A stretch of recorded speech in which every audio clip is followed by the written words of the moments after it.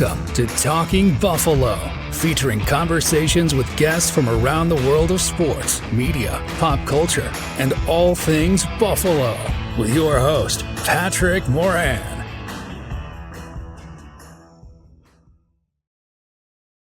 All right, what is going on, everybody? How you doing? Welcome to another episode 852, Talking Buffalo, your weekday daily driver for Buffalo sports talk and more.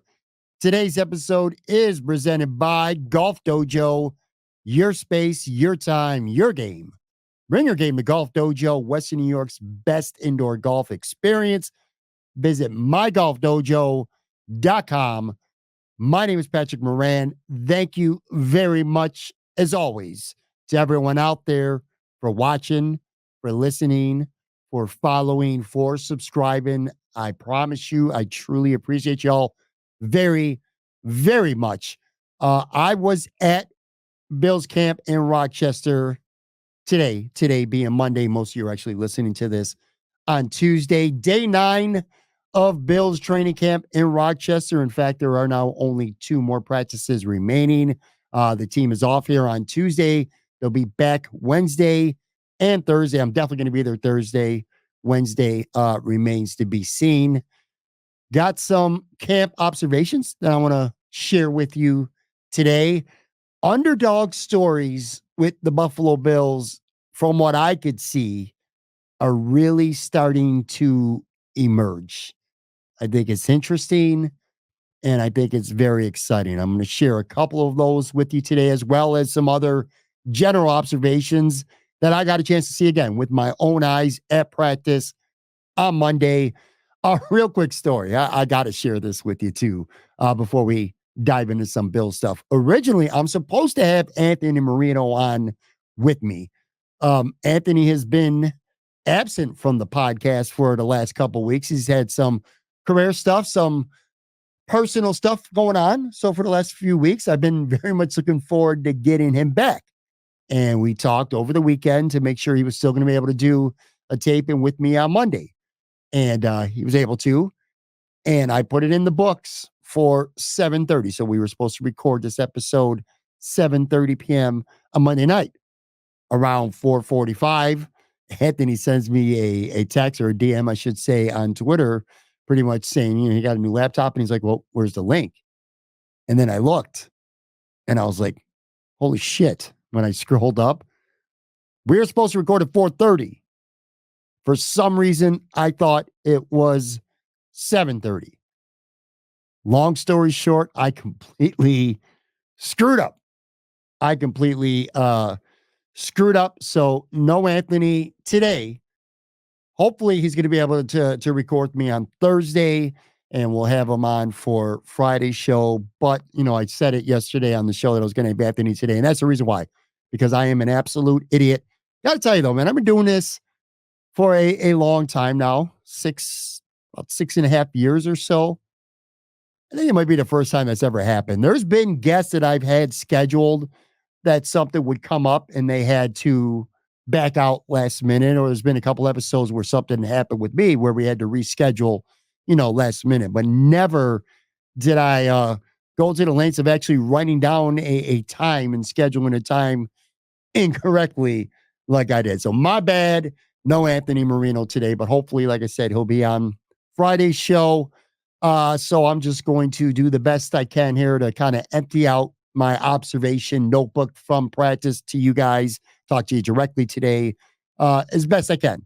Kind of random too with the notes, because again, these were just kind of bullet points that I was planning on talking with Anthony over until I screwed up. But like I said, I was in Rochester for camp on Monday. Big shout out, by the way, Bob Latchford. Got to give him a shout out, aka the Ferd on Twitter. He hooked me up. He got me not just 1, but 2 hospitality VIP tickets. So not only did I get to go to practice and check everything out on Monday, but actually we were right up next to the field. It was great. It was really cool. So big shout out to him. Parking permit as well. Gave us the whole 9 yards, man. It was a lot of fun. And I got an opportunity. I was right up against the rail. Got a chance to talk to a couple of media buddies. Had a quick conversation with Sal Capaccio, Matt Perino, talked to him for a few minutes. Alex Brasky, just a really good time. Beat the weather. Practice actually started an hour earlier than it was scheduled to because they wanted to beat the weather. Bad weather was coming in Rochester. Obviously, it hit there. Of course, it hit Buffalo as well. In fact, a tornado literally touched down early afternoon downtown in Buffalo on Monday. But to my point, underdog stories emerging. Actually, one thing I wanted to hit on too, before practice even started, Bobby Babbage spoke to the media. It was his turn to speak to the media. And I thought it was pretty telling actually on Monday. He confirmed that he's going to be up in the press box for games. And at this point, it's not official, but it certainly appears that the mystery is solved on who will be calling defensive plays for the Buffalo Bills this season. It certainly looks like it's going to be Bobby Babbage. And I like that. I like that a lot. Give him his shot. He's working with the defense every day. Let him call plays. It feels like Sean McDermott is completely retransformed himself into CEO Sean McDermott, which he had done previous years coaching the team until last year where he was defensive coordinator and took over for play calling duties. Again, not official, but it certainly sounds like Bobby Babbage will be the one calling plays for the defense and kind of starting these notes practice from Monday. This was a defensive blitz every day, and you could tell the offense was under fire by design all day. And all in all, it was a very good day for the defense. The offense, especially the first team offense against the first team defense, got very little going, at least from my estimation from what I saw. And by the way, they also, if having pressure dialed up and lots of blitzes wasn't enough to frustrate an offense, this was also the day where the Bills decided to pipe in crowd noise as well, which, gotta be honest with you, man, pretty annoying. That shit was loud. It was loud, not even being that close to the speaker. I'm sure it was really loud for the players by design on the field. But as a fan, you're sitting there in the stands, and that is just completely overpowering. So noise piped in, lots of defensive pressure, lots of blitzes. And all in all, it was a very successful day for the defense. In terms of a highlight play, I think probably the play of the day, not probably, it was the play of the day for the offense anyway. Josh Allen hit Dalton Kincaid on a beautiful, beating a blitz, a beautiful 29-yard pass over the middle, just lofted perfectly, and Kincaid kind of made a semi-diving one-handed catch. He got over the top on Taylor Rapp on that play. It was a simulator. Again, they were doing downs and distances as well during 11 on 11 on Monday. This was a 3rd and 7 play, by far the best play for the first team offense in the game. And I got to shout out something specifically from this play. I caught it originally, and then I was going and doing my post-practice read up on a lot of Buffalo Bills journalists and listening to shows and stuff like that. Joe Biscali from The Athletic pointed this out as well, and he's completely 100% right.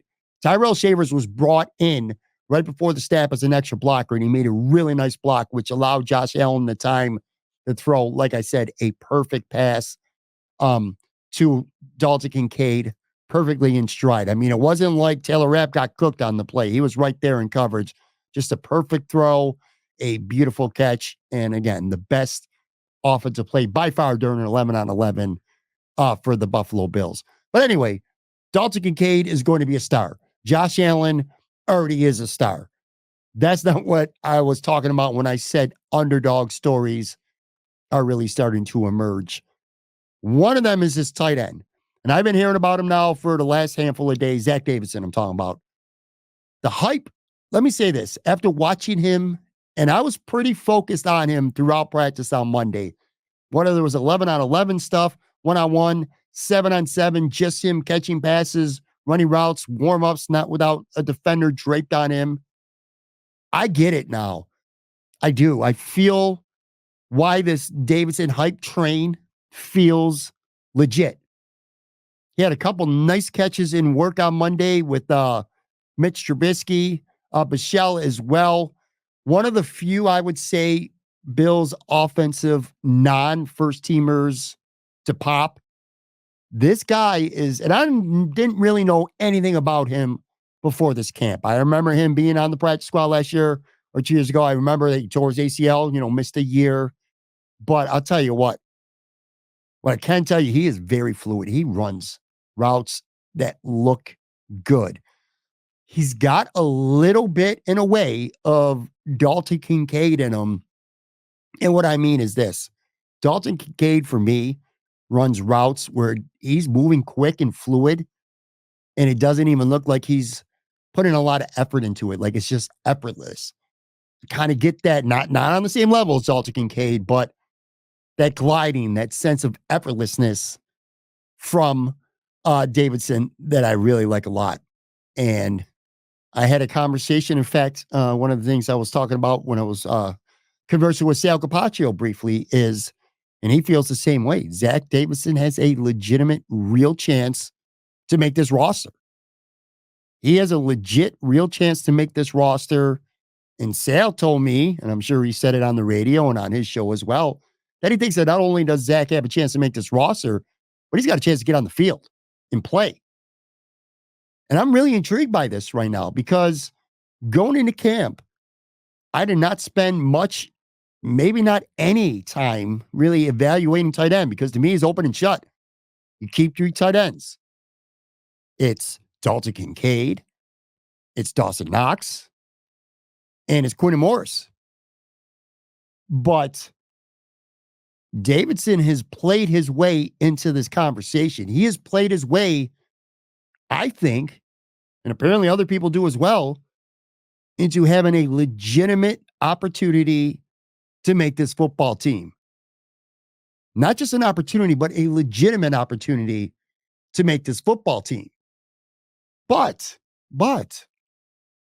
it's a tough situation for him, and I'm sure for Brandon Beane and the staff too, because the thing about Zach Davidson that kind of sucks is if you're not going to be a starter, you're not going to be one of the 2 tight ends on the field, you don't have any special teams value. You got to be able to play special teams. And Zach Davidson as the 3rd tight end brings no special teams value. Whereas Quintin Morris as the 3rd tight end brings a ton of special teams value. He's a core special teams player for the Buffalo Bills. It's Quintin Morris I'm talking about. But if Zach Davidson can continue to run routes and catch passes and make an impact in the passing game, hell. When it comes to Dawson Knox, let me be clear about this. The contract is the contract. Who gives a shit? You're not paying it. The Bills are on the hook for the contract he's playing. Whether he plays 100% of the snaps or whether he plays 3% of the snaps, the Bills are on the hook for that contract, no matter what. There could be a situation where the Bills, if Davidson were to make this team, they run some 12 personnel, throwing the football where both Kincaid and Davidson are the 2 tight ends on the field. Maybe Davidson in the passing game before Dawson Knox, at least in some situations.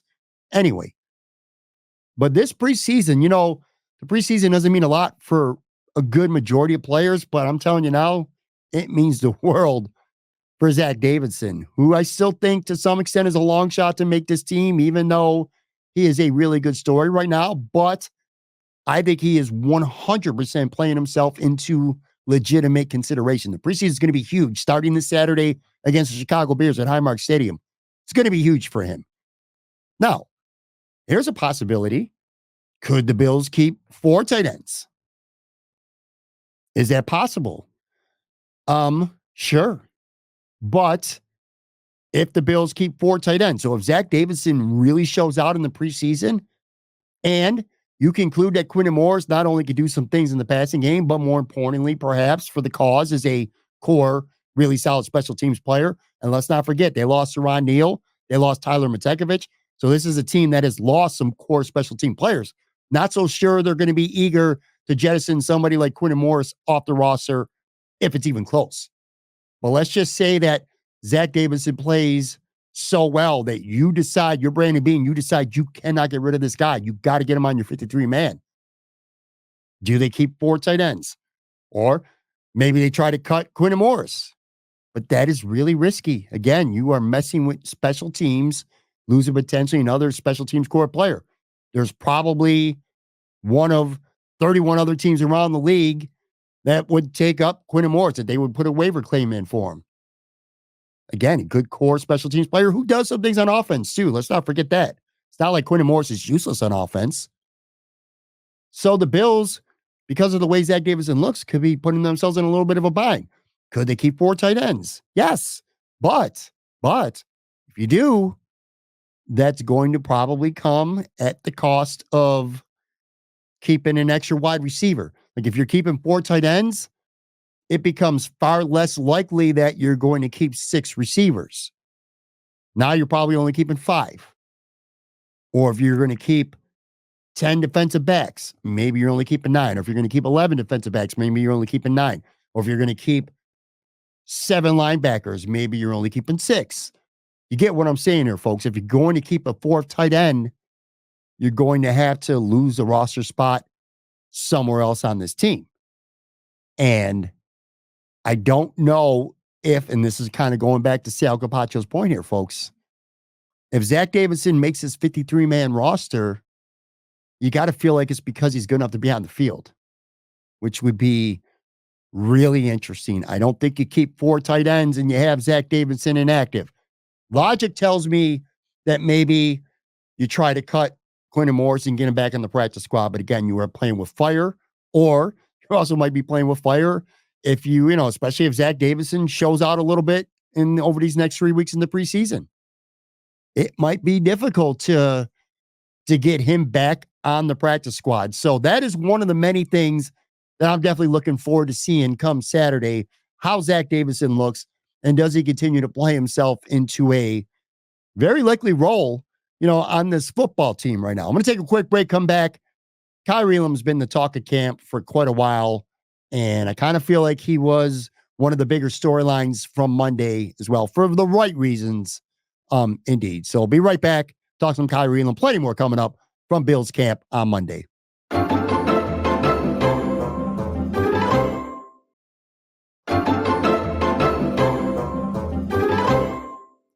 Okay, I'm back talking Buffalo Bills training camp day 9, Monday at St. John's Fisher. Again, I had the opportunity to actually be on hand for practice. I certainly hope I will be there Thursday. I'm certainly hoping to be able to get there for both Wednesday and Thursday, the last 2 practices of camp. For the break, I mentioned Kyrie Elam. He had, and I thought this was notable, he had first team reps today with Rasul Douglas on the first series of 11 on 11. He got the start for today, for Monday, I should say, actually over Christian Benford. Now, maybe that's a nod to him. Maybe that's a reminder to Christian Benford to not get too content, get too comfortable. But I thought that was noteworthy. I think Kyrie Elam has had a good camp. I like what I saw today, too. The fact I thought he looked pretty good today. And kind of he's being rewarded. We keep hearing about him getting a clean slate. And he certainly seems to be taking advantage of it. I feel like when it comes to him, the confidence is there right now. I went into camp thinking this guy might be really iffy to make this team or be good enough to be that third corner. And if he's not going to be, and by third corner, I mean boundary corner. Teron Johnson is obviously the third corner, the nickel guy. But, if Kyrie Elam struggled in camp, that it's very feasible that the Bills could look outside the organization, acquire a veteran, whether it's eventually the waiver wire or trade, trying to land a Dane Jackson type who could come in and spell Rasul Douglas or Christian Benford if need be. But hell, man, the way he's playing right now, and I thought this was ridiculous a couple weeks ago. I still think it's borderline ridiculous, but not as ridiculous. And what I'm talking about is this. Kyrie Elam, maybe today was an anomaly. I don't know. But it's possible that Kyrie Elam could potentially be pushing Christian Benford to start. There are 2 different types of players, by the way. Benford, Kyrie Elam, their styles are completely different. Like Kyrie Elam, to me, is a higher ceiling guy, a guy who could make big plays. And we've seen it through a lot of camp, handful of interceptions. So he can make big plays. He's got a big ceiling, nice open field plays. But he's also got a lower floor. Like he'll kill you. He'll have a couple bad defensive, penalties, miss assignments, get beat. So he could hurt you too. So he's a high ceiling, low floor type of player for the Bills. Conversely, Christian Benford is more of a, the floor is not, or I should say the ceiling is not maybe quite as high. He's not going to make a ton of, oh, wow, I can't believe what a great play by Christian Benford. You're not going to see that as much, but he's a smart, aggressive, sticky type of corner, doesn't make mental mistakes. Like his floor is much higher than Kyrie Elam, but Kyrie Elam's ceiling is a little bit higher than Christian Benford.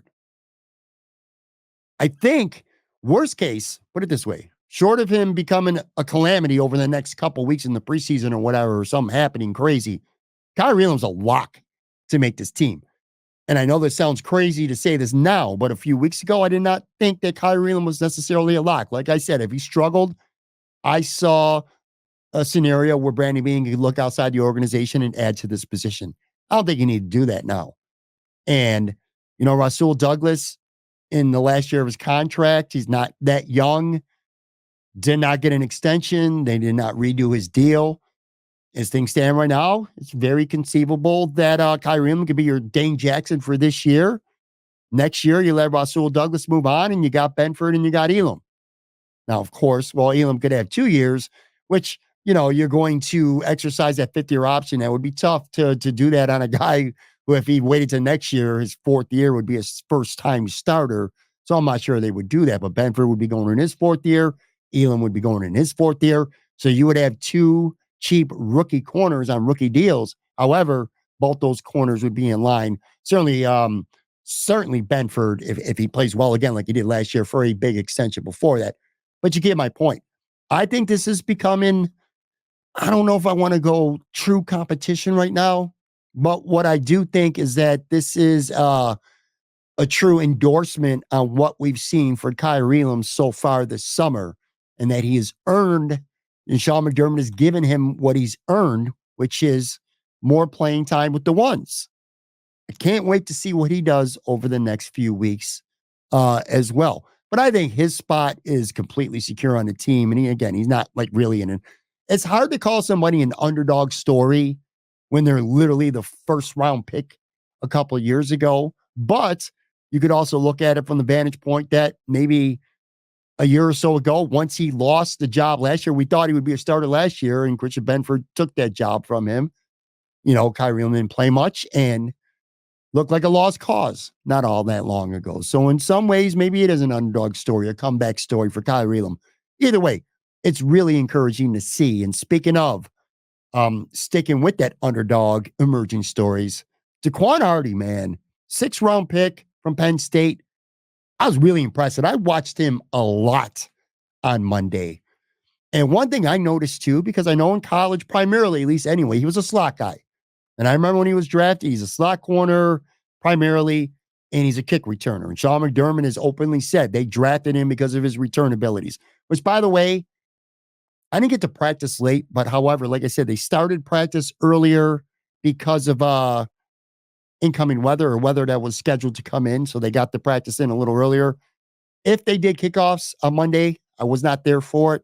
So I don't know for sure who the primary kick returner is being. It certainly sounds like, from what I hear, it's going to come down to Hardy or maybe KJ Hamler. But at any rate, that's why he was drafted. But I'm going to tell you this right now. I watched him plenty on Monday, and he played every snap that I saw, 11 on 11 or even the 7 on 7 stuff. He played every snap on the outside. He played boundary corner for the entire practice. When Taron Johnson was not in the game, or the practice, I should say, which, by the way, he did not practice much at all. You don't need to. Good. Get him his rest. But anyway, Cam Lewis played a lot of nickel slot corner snaps on Monday. Hardy was on the outside, and I thought he played, for the most part, exceptionally well. He had a nice interception on Michelle, which is funny. Quick little anecdote from that. So he intercepts the ball, runs what would probably have been a pick 6. I mean, they kind of blew the play dead, but by all indications, it looked like Hardy would have intercepted the ball and it would have brought it all the way back for a touchdown. Anyway, celebrates a little bit. That was his last rep. He comes off to the sidelines And the entire time, he's holding the football in his arms. And after a few minutes, I'm with my guy Mike, who I went to practice with, and we both noticed that it's like he's still got this ball in his arms. 5 minutes go by, 10 minutes go by. I don't know if he's keeping it as a souvenir. Is that like his first practice interception, or does this dude just like holding a football in his hand? I honestly don't know. But either way, I kind of started to find it amusing. So about 5-10 minutes go by. He's still got the football tucked in his arms. At some point, he goes out because I think he was doing second team reps. So yeah, second team defense goes out. Hardy goes back on the field. He's still got that football on him. Like he went all the way to the huddle, broke the huddle, and then realized he had the football in his hands. And then he finally threw it to the sideline. So your boy picked off a pass and probably did not let that football go for a minimum of quite literally 15 minutes. It was pretty fun to see. But anyway, he had a really good practice with one exception.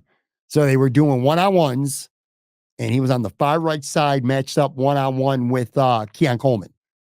And Hardy tried to jam up Coleman on the line, and this was with Josh Allen, a quarterback. And let's just say this, folks, didn't work. Coleman took those hands, brushed past him, and just blew by him. It was an easy pitch and catch from Josh Allen to Keon Coleman. So Hardy got smoked on that rep. But that rep aside, it was a very good day for him. And the fact that, again, he's got kick return, punt return ability, and the fact that he's getting so many looks now at boundary corner, getting to a point where I could see him unseating Jamarcus Ingram for CB4 on this 53-man roster. Now, maybe to keep both. Again, there's going to be some really interesting decisions made in terms of how many people you keep at each position, which, we'll start to get some kind of picture over the next couple weeks. But even if they just keep four corners, because Elam's definitely the third, I feel like right now Hardy has put himself into really good position to possibly unseat Ingram for that fourth spot. Very impressed with him today. Not impressed with my description of him trying to jam Keon Coleman off the line. That was brutal. But anyway, just like his rep. But that aside, it was a really, really good day for Daequan Hardy. A couple other takes and observations, random. And again, this is like kind of like my notebook here. I'm emptying it out for all you guys. I was planning on talking with Anthony about these, so I'm just kind of throwing them out there. I had my eyes, like a lot of people, on Matt Milano, and it was a light day for him. It was a Matt Milano day. It was a light day for him. I didn't see much of Bernard. Didn't see much of Teron Johnson. Like I said, I'm not going to worry at all about Matt Milano at this point. I'll say this though. I mean, camp would be practice, so it's a moot point, or it'll be closed to the public soon. So it'd be a moot point. But let's just say if he was looking like this 2.5, 3 weeks from now, I might be a little concerned because I think it's pretty obvious that he's not close to 100%. I know he's just ramping up a little bit every day, and I'm sure it's by design. He's a veteran. He knows how to take care of his body, and I'm sure they got a very well-calculated plan. But just not seeing that, Matt Milano's the kind of guy when he's right, you can't help but see him. Even if you're not trying to find him, you're going to see him out there making splash plays. Didn't really see anything like that on Monday. But again, I know they're still kind of taking their sweet time, and I'm not going to worry about Milano. But if you went to practice on Monday and you were hoping to see, more signs of 100% complete explosive, Matt Milano, all-pro Bills linebacker, definitely did not get that on Monday. What else is in my notebook? I mentioned Cam Lewis played a lot of snaps at slot corner. I think his roster spot on this team is 99.9% secure. I thought he had a good practice. Also had a pretty good practice, at least during some reps, which again, the defense was really turning up the heat, bringing the blitz. So a lot of the defensive players looked pretty good. I like Dorian Williams. So they were doing one-on-one pass rushing drills where a linebacker or a DB would go in off the snap, and then a running back would have to try to block them one-on-one. And Dorian Williams had a rep where he just kind of pulled his shoulder down and bullied and blew up the rookie Ray Davis for, I don't know if it would have been a sack, but he certainly would have forced the quarter. There wasn't even a quarterback back there, but he would have forced the quarterback into a quick throw or out of the pocket. It was an impressive rep for Dorian Williams. Man, he certainly seems on the physical end of things to have that it factor. Big size, good speed. It's just a question if he gets an opportunity, of course. And, just if he was not mentally there last year. He was in Sean McDermott's doghouse plenty. And I don't know. We'll see. Second year, more experience. But I liked what I saw from Dorian Williams, and that one specific pass rush really caught my attention. Not loving the depth right now of the offensive line. That could concern me maybe as much as the safeties. And last year was a little bit different. You had your 5 starters, one of them being a rookie, but ended up starting every game.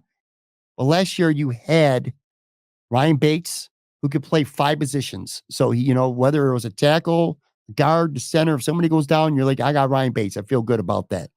And you also had David Edwards, 2 good veteran backups last year to feel good about. This year, I don't know. And again, this is maybe an unfair day to really evaluate the offensive line when they're blitzing. The defensive is constantly blitzing. So, and I'm not much, I'm an offensive line guy, period, generally speaking. But I don't know, man. I don't know. Alec Anderson, Ryan Vandermart, they're locks. They're making this football team. The rookie, Van Pran Granger, he had some good moments, got beat a couple times inside during 11-on-11s. By the way, the offense completely struggled. Again, the defense is blitzing, so it's almost unfair to talk about it in that way, but they couldn't move the ball when the few times they did try to run it. I don't know. The offensive line's got a lot to prove depth-wise. Like Alec Anderson's a nice player, potentially a good player, but you got to see it. Ditto for Ryan Vandermart. Ditto for Van Granger. Then I don't know who else makes his team. Leal Collins had missed a couple days of practice. He was back on Monday, but I didn't see him out there. I didn't see him do anything.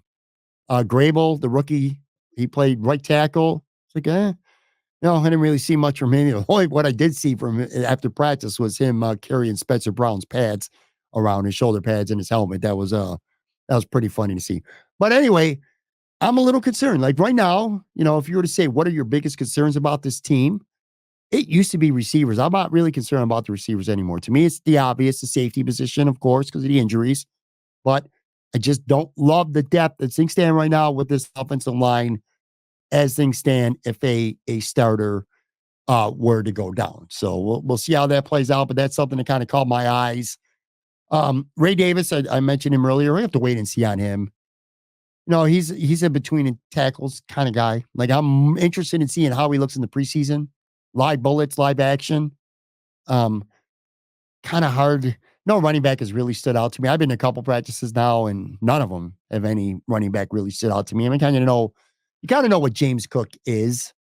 By the way, didn't have any drops on Monday, but he did have a bad drop on Sunday that I saw a clip of. I'm talking about James Cook. But anyway, Ray Davis, really don't have an opinion to formulate on him right now. I'm going to reserve that for preseason games. That's going to be one of the guys that I think I'll be paying close attention to in the preseason. In terms of an injury, there was a potential significant injury. We'll see on the field. Andy Isabella got hurt. In fact, that was actually right in front of me.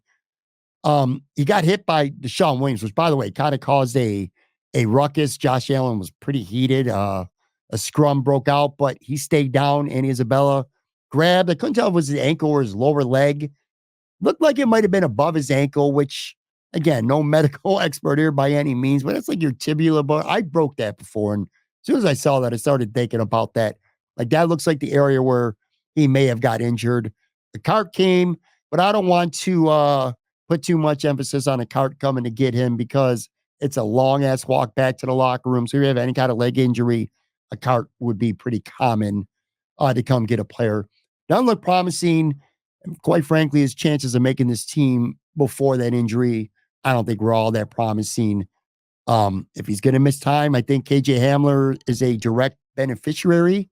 Lots of reps for him today, by the way. He caught some passes. He played some with Josh Allen, too. as well today. I think KJ Hamler is definitely in the mix.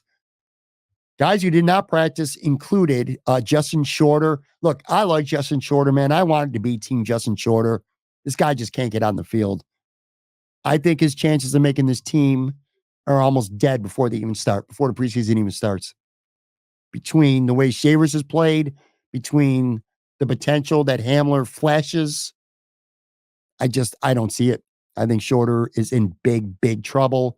Chase Claypool missing another practice. I believe this is 5 in a row with him. He's still day-to-day with the toe. Not promising for him. The rookie linebacker, the 5th rounder, Olafosio, did not practice. Spent a lot of time, I noticed, off to the side talking with Von Miller. A couple of times I noticed that. No Ty Johnson, no Nick Morrow. He's got a groin injury. Daquan Jones was off today. He had a veteran rest day. And then Mike Edwards in our practice, which, by the way, side note, I watched Mike Edwards, and I'm no doctor, and I'm not going to try to be a doctor. I'm not going to try to speculate, and, no medical guy. But I will say this. I was watching him because him and Cole Bishop were walking around together, obviously 2 safeties, walking around with their positional groups, stuff like that. He looked to me, from what I saw, like he's still favoring that right hamstring. He looked like he was moving around pretty slow and pretty gingerly, and I have no inside information, zero. But if I had to speculate right now, I would say to not bet the farm that you're going to see Mike Edwards back anytime in the next 10 days to 2 weeks. I would be, based on what I saw today, at least the way he was walking around kind of gingerly, I'd be shocked if Mike Edwards is back anytime within, say, 2 weeks. A couple other random things that I had in my notebook as well. Matt Collins. I think this guy's going to have a role on this team this year. He stayed on the field after practice. That was noticeable. He was working on some out routes, running them with Mitch Trubisky as quarterback, which, by the way, Trubisky was quarterback in the 3 todays. I think that was just to give a little bit of a look to, well, a combination, probably to give Michelle a little bit of a look with the 2s. Did not go well for him, by the way. And maybe, getting some of the guys in the back end of the roster an opportunity to work with a number 2 quarterback. I don't think that, don't look into that. Mr. Trubisky is definitely still the backup to Josh Allen. But yeah, anyway, Matt Collins hit on the field and did some work with him afterwards. MBS, this is a guy, man, I was high on the signing. I had the outlandish, well, it's seeming outlandish, at least right now anyway, pre-training camp, bold prediction for the Bills that he was going to have more receiving yards than Keon Coleman's rookie season. But I ain't so sure about this dude. Not that he did anything wrong specifically on Monday. Like I said, he had more reps with Josh Allen, but just kind of didn't really see much for him. And I'm starting to wonder, again, we just had a long conversation a short time ago here about potentially having 4 tight ends on this team. They do that. I don't see any way they're keeping 6 receivers. And if you're going to keep 5 receivers, and Keon Coleman is obviously going to be one of them, and unless he maybe returns a punt or whatever, he ain't got no special teams value. Samuel's not going to play special teams. Like, are you going to have MBS be the 5th receiver when you're carrying 5 who has 0 special teams value? I don't see it. Now, if they keep 6, you could keep MVS and, just wait for his opportunity. He might be a specific game plan for a specific opponent. But if you're keeping 6 and that 6 is either like Shavers or Hamler, Shavers who's been really good on special teams, Hamler who could do things on special teams, then maybe it might make more sense to keep MVS. But I don't know, man. If you're only going to keep 5 receivers on this roster, which is what they rostered last year, by the way, I'm not 100% sold anymore that MBS is going to make this football team. I'm really not. I didn't think I would be saying this a couple weeks ago, but when it comes to preseason stuff that you need to look forward to watching, but I think MVS is now on the bubble. And I did not consider him on this bubble before, but at this point, I do now. Anyway, that's going to do it for this episode. Again, kind of just threw this together because I was planning on talking to my guy, Anthony Marino, but I will talk to him on Friday. Tomorrow is our pod bag episode. Again, I do plan on 2 more Bills practices. They're off on Tuesday. Wednesday, we'll see. Thursday, I will definitely be at practice, and I'll have an observation show with Anthony on Thursday night. But again, thank you very much for watching, for listening. I do appreciate you all. Have a good one. Be back, brand new episode tomorrow.